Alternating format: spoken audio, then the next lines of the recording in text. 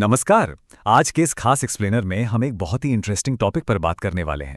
Imagine कीजिए 2026 बस आ ही रहा है और हम महज 2 लाख रुपए से भी कम के इन्वेस्टमेंट में अपना खुद का एक ऐप बेस्ड डिजिटल बिजनेस शुरू कर रहे हैं। जी हाँ, बिल्कुल सही सुना। आज हम ऐप डेवलपमेंट की असली लागत, हर महीने 1 लाख रुपए तक कमाने के प्रैक्टिकल तरीके और उन सभी जरूरी लीगल स्टेप्स का पूरा ब्लूप्रिंट डिकोड करेंगे। तो चलिए बिना किसी देरी के शुरू करते हैं। आगे बढ़ने से पहले एक नज़र आज के एजेंडा पर डाल लेते हैं। सबसे पहले हम ऐप कॉस्ट से जुड़े एक बहुत बड़े मिथक को तोड़ेंगे, फिर असली लागत का कैलकुलेशन समझेंगे। उसके बाद ऐप रेवेन्यू और एड्स पर बात होगी। फिर हम कुछ बहुत ही ज़रूरी लीगल रजिस्ट्रेशन देखेंगे और आखिर में तैयार करेंगे हमारा 2026 का सॉलिड डिजिटल ब्लूप्रिंट। तो चलिए अपने पहले सेक्शन से शुरुआत करते हैं, ऐप कॉस्ट का मिथक। आखिर क्यों अलग अलग डेवलपर्स ऐप बनाने का खर्च इतना अलग अलग बताते हैं? अक्सर जब कोई ऐप बनवाने जाता है तो कोटेशन 5,000 से लेकर सीधे 15 लाख रुपए तक पहुंच जाते हैं। ऐसा क्यों? क्योंकि शुरुआत ही एक बहुत ही गलत सवाल से होती है। सवाल होता है, मुझे बिल्कुल नेटफ्लिक्स या ओला जैसा ऐप बनवाना है, इसमें कितना खर्च आएगा? सच बताऊं तो ये सवाल सुनते ही डेवलपमेंट कंपनी कंफ्यूज हो जाती है और यहीं से बजट हजारों से सीधे लाखों या करोड़ों में छलांग लगा देता है। अब इसको थोड़ा और गहराई से समझते हैं। देखिए, सिर्फ ये कह देना कि ओला जैसा ऐप बना दो एक बहुत ही अस्पष्ट या कहें तो वेग रिक्वायरमेंट है, क्योंकि इन बड़े प्लेटफॉर्म्स के पीछे तो सालों की मेहनत और करोड़ों की फंडिंग होती है ना। इसके बजाय अगर हम बिल्कुल क्लियर रिक्वायरमेंट्स दें, जैसे कि मुझे सिर्फ बेसिक लॉगिन, रूटिंग और एक पेमेंट गेटवे चाहिए, तो गेम बिल्कुल बदल जाता है।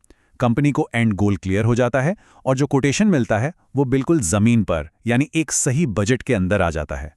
चलिए अब दूसरे सेक्शन की तरफ बढ़ते हैं। यहां हम समझेंगे कि ऐप डेवलपमेंट की असली लागत कैसे कैलकुलेट होती है और कैसे हम 2 लाख से भी कम का बजट सेट कर सकते हैं। अब असली लागत का गणित जरा ध्यान से सुनिएगा, ये बहुत इंटरेस्टिंग है। एक ऐप बनाने के लिए नॉर्मली 5 लोगों की एक टीम लगती है। इसमें एक फ्रंट एंड डेवलपर, एक बैक एंड डेवलपर, एक यूआई यूएक्स डिज़ाइनर, एक टेस्टर और एक प्रोजेक्ट मैनेजर शामिल होते हैं। इस पूरी टीम की एक महीने की सैलरी लगभग 3 लाख रुपए के आसपास होती है।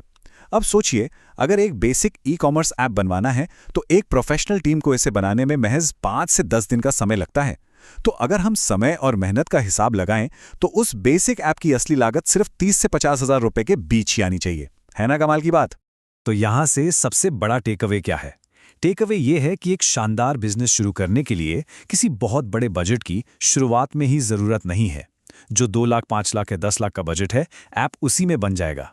लेकिन, जी हाँ, एक बहुत बड़ा लेकिन है। फीचर्स और रिक्वायरमेंट्स बिल्कुल क्रिस्टल क्लियर पता होने चाहिए। डेवलपर्स के पास जाने से पहले पूरा होमवर्क और डॉक्यूमेंटेशन रेडी होना चाहिए।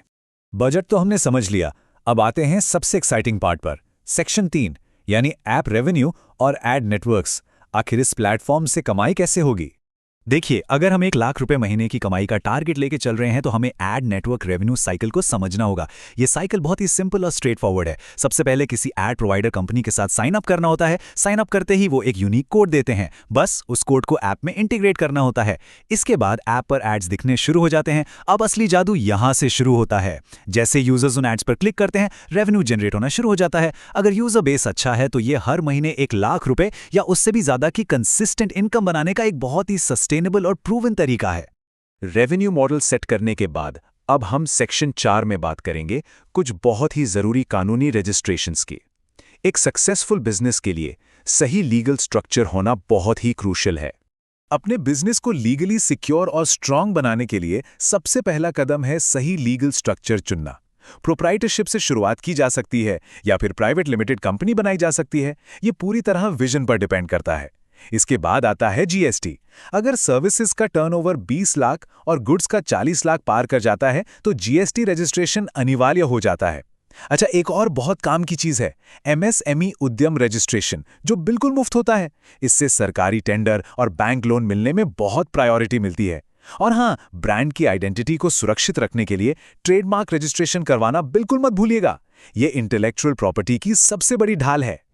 इन सब के अलावा एक और बहुत बड़ा बेनिफिट है जिसके बारे में सबको पता होना ही चाहिए। अगर बिजनेस को गवर्नमेंट की स्टार्टअप इंडिया पहल के तहत डीपीआईआईटी से मान्यता मिल जाती है तो सोचिए क्या होगा। इनकम टैक्स एक्ट के सेक्शन 80 AIC के तहत शुरुआती 3 साल तक के लिए इनकम टैक्स में पूरी छूट मिल सकती है। जी हाँ, 3 साल तक टैक्स एग्जेम्पशन।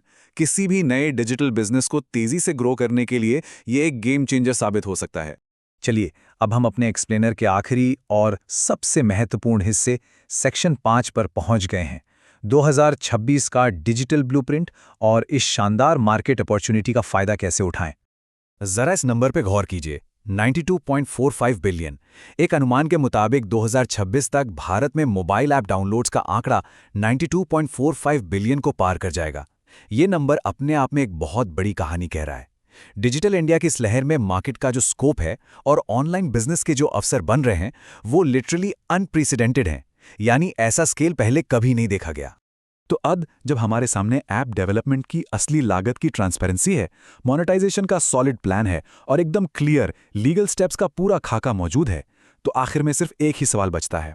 इस विशाल 2026 के मार्केट का एक बड़ा हिस्सा कैप्चर करने के लिए अगला इनोवेटिव ऐप आइडिया कौन सा होने वाला है जो हकीकत बनेगा। सही स्ट्रैटेजी और पूरी क्लैरिटी के साथ इस डिजिटल रेवोल्यूशन में एक बहुत ही धमाकेदार शुरुआत की जा सकती है। बस जरूरत है तो उस पहले कदम की। आज के इस एक्सप्लेनर में हमारे साथ जुड़ने के लिए बहुत बहुत शुक्रिया।